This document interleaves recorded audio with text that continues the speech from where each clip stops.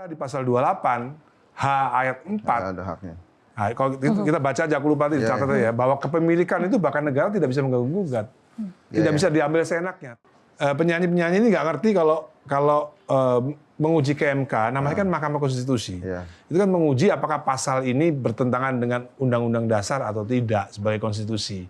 Nah, sedangkan yang diuji ini adalah apakah penyanyi boleh minta izin? Apakah penyanyi boleh tidak dapat izin untuk menyanyikannya?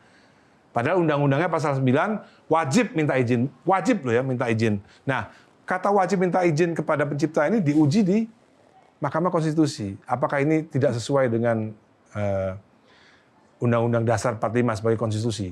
Sementara di pasal 28 H ayat 4 ada haknya. Nah, kalau kita baca aja, aku lupa tadi catat ya, bahwa kepemilikan itu bahkan negara tidak bisa mengganggu-gugat. Tidak bisa diambil seenaknya, sewenang-wenang, bahasanya begitu. Saya ini adalah pelaku industri tahun 90-an. Pelaku industri tahun 2000-an, pelaku industri sekarang. Jadi otomatis secara general, pengetahuan saya soal industri ini saya lebih komprehensif. Zaman 70 tuh Mbak, kita tahu zaman tahun 70 itu semua penyanyi, artis nggak ada yang dibayar royalti. Semua dibayar flat.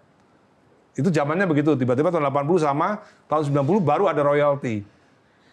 Baru ada digital. Jadi saya itu kan ngalamin semua dari tahun 90, 80, 2000 sampai sekarang ngalamin semua. Nah, sementara mereka yang nggak pernah ngalamin kok tiba-tiba ngomong-ngomong seenaknya gitu. Ini yang saya kesel tuh begitu.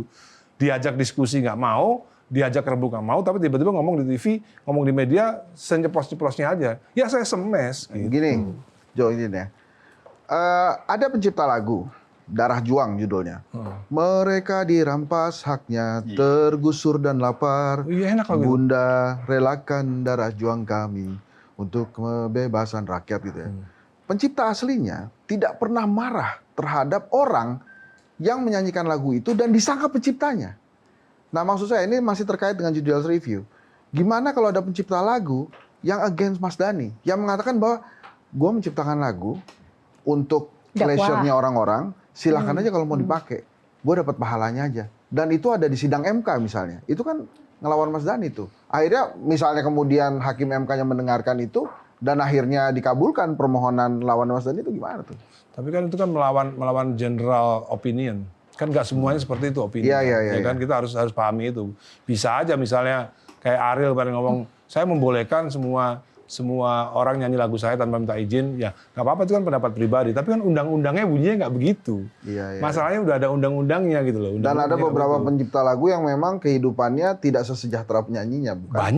Banyak. Sekarang bayangin aja ketika Ariel ngomong gitu, Ariel ya ngomong semua boleh nyanyi lagu saya tanpa izin, terus tiba-tiba dia nggak bisa nyanyi, dapat duit dari mana dia? Dari mana?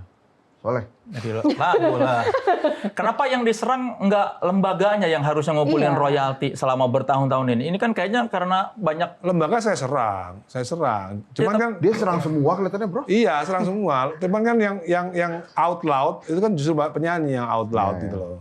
Kalau lembaga saya serang juga. Jelajahi cara baru mendapatkan informasi. Download Metro TV Extend sekarang.